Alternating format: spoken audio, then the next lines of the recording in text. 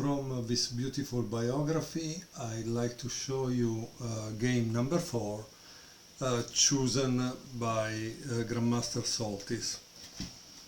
Grandmaster Soltis really has a beautiful prose.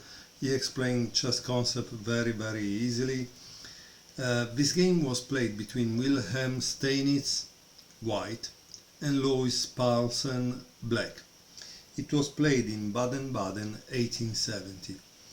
Soltis, as a forward to the game, he says, to fully appreciate this game you have to play it over twice. Once from the white side of the board and once from the black. From the white side, Steinitz's opening play appears magical, and these moves must have had a disturbing effect on his contemporaries. Why, they might have wondered, wasn't black delivering mate against a king so exposed? Didn't Morphy deliver such mates? A modern master might ask the same question. From the black side, however, it is a different story. When you try to improve on Paulsen's play, following his 10th move, you realize how significant white's strategic advantage is, and how temporary is king insecurity.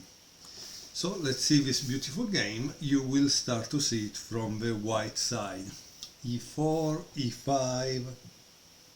Interesting. Here we see that Steinitz doesn't play F4, that I have seen in other games, but he plays Knight C3, which is the Vienna opening, right? Knight C6, F4, E takes F4, and here we have D4. D4 it's marked as a dubious move, okay? Soltis writes the following: the notorious Steinitz gambit, which Steinitz had introduced in winning a nice game from G.R. Newman at Dundee 1867. The opening fits in well with his belief that the king was a strong piece that didn't need extreme measures of protection. He found fault with Knight F3 because it required a dubious sacrifice after G5, D4, G4, Bishop C4. Today, however, 4d4 looks like unnecessary provocation. Okay, so let me go back and let me pause the video. Okay, so this was the position. Steinitz played this move d4 instead of knight f3. Okay. So what's the real problem of d4? That there is a check. That's the reason why they say play knight f3, right? Because you avoid this check. But now he plays king e2, d6, knight f3, and bishop g4. Bishop takes f4 and long castle. Long castle is marked as a dubious move, okay? Black is getting quite a lead in development, but he fails to appreciate that having more pieces in action than your opponent will mean little if your opponent controls the center with an iron hand. That's why Soltis says f5 was the move to play, because it was challenging e4 and the center. And here it says that the game could have continued with this move, e5, bishop takes f3, check, okay, king takes f3, I mean this is crazy already, queen g4, check, king e3, d takes e5, queen takes d4, g4, sorry, e takes d4 check, and here he says that it was better, but it doesn't give a final evaluation. Okay, it makes sense, honestly, it makes sense. For black, definitely it makes sense. Beautiful position, I think. Okay, let me bring back the position to what it was. Okay, this was the position. Louis Paulsen, that was a master of that period, a very good master, played this move. Instead, Soltis says this was the move to play in this case. Now, what do you think White is going to play? Well, he's playing King e3. Beautiful move, because now he's actually threatening to take on h4, okay? Queen h5, bishop e2, and queen a5. The queen moves represent a loss of time for black, but the problem is that if he tried now f5 or knight f6, he would have had the problem of h2, h3. So that's also the real problem. e3, bishop takes a3. Now can you imagine what is White playing? I'm honestly enjoying discovering Steinitz, partly because I realize that other grandmaster level players have studied this game, like Larsen. Bent Larsen was one of the top players in the 1970s, and so I'm enjoying that because I know that our grandmasters studied them, but also because you see crazy stuff that you wouldn't really think it can happen in a game, like now king takes f3, come on, that's crazy, that's totally crazy. White sees that retaking with a bishop or pawn on f3 would allow g5, so if it plays this, this is the next move, so he probably want to give a escape or retreat to the bishop. Okay, so what does black plays now?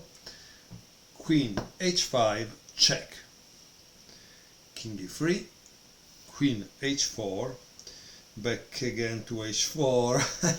Yeah, this queen has made this, and getting that. It's funny. Today I suspect most grandmasters would now either try to bring the white king to safety or try to get the queens off the board with a move like queen e1. Yes. Knowing that white holds excellent winning chances in the endgame. But Steinitz, blithely, goes ahead with a queenside attack as if his own king stood not at e3, but safely castled somewhere. Okay, let's see what happens. b4, g5, bishop g3, queen h6, b5, knight c, e7, and rook f1. Yeah, it's kind of an interesting situation, because one would never think that the king can stay there, especially after having watched at least, I don't know, 10, 15 games by Morphy, or if you have seen some Kasparov's game. Kasparov also was a master in that thing. If the opponent would leave just one couple of more moves, the king in the center, he would open it all and attack. So that's kind of interesting here, right? But let's see how the game continues. Knight f6, king f2, knight g6, and king g1. Okay, so he's not totally crazy. As you can see, he castled, he took 3 moves. Maybe because all that maneuver, queen h4, h5, a5, h5, h4, it's like 6 moves that black has lost, so white can also lose some tempi, right? Queen g7, queen d2, h6. Obviously this was attack. e4, now the attack on the queen side start again, and rook g8. So clearly one side is attacking the king side, the other side is attacking the queen side, but the big difference here is that both kings are on the side of the attack. Because when I made a series of videos on attacking, based on this book, The Lasker Method, and there we saw that often the queenside attack wouldn't reach in time compared to the kingside attack, because the kingside would bring death to the enemy king. But here we have the enemy king under attack, like this enemy king is under attack there, right? So this is the interesting part. Okay, so after rook g8, what did white play? White played an amazing move, b6.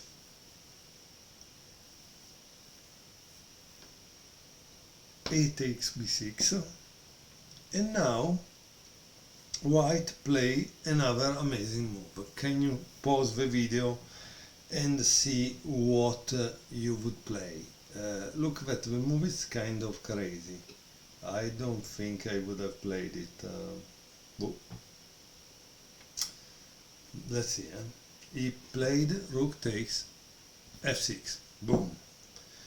This paves the way for white's next 2 moves, which keep black king from escaping the queen side via d7. And also fuels the attack with a dominating knight at d5. Okay, queen takes f6, bishop g4 check. So this is the reason why white took the knight f6, because he wanted to go on this square and block the escape. Now what can he do? He can only do king b8, right? But now this becomes a real attack. Knight d5, queen g7, a5, and notice that knight d5 also opened the diagonal for the queen. f5, a takes b6, c takes b6, knight takes b6, and knight e7. Wow. Okay. E takes f5,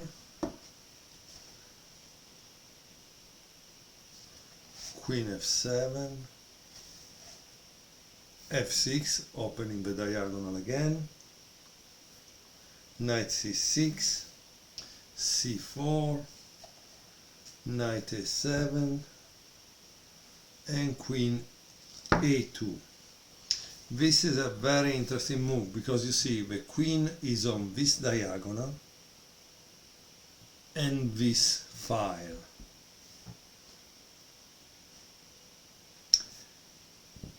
Knight b5, black is desperate, obviously.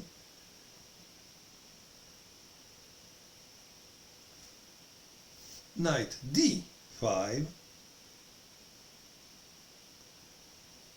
and now try to realize that the next move, queen a8, if the queen goes here, is checkmate, okay? So that's why queen takes d5 is played. C takes d5, knight takes d4, queen a7 check, king c7, rook c1 check, knight c6, and of course now there is the checkmate. So remember, this is preventing the king from escaping, this is pinned by this. So the checkmate move is rook takes c6. Why? Because the pawn d5 is protecting this, and this cannot go anywhere else.